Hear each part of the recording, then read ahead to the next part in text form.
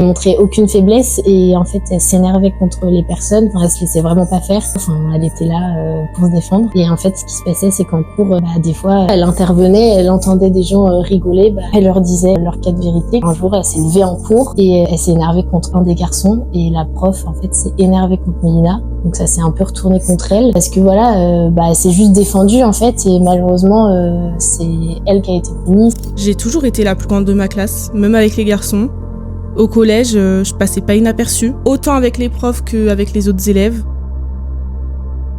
J'ai vraiment longtemps eu honte de ma taille. On me regardait tout le temps, je me sentais tout le temps jugée.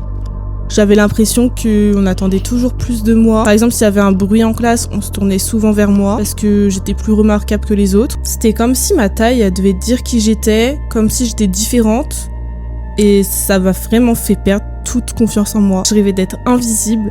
J'avais l'impression qu'il fallait que je m'excuse d'être grande, que je m'excuse d'être là.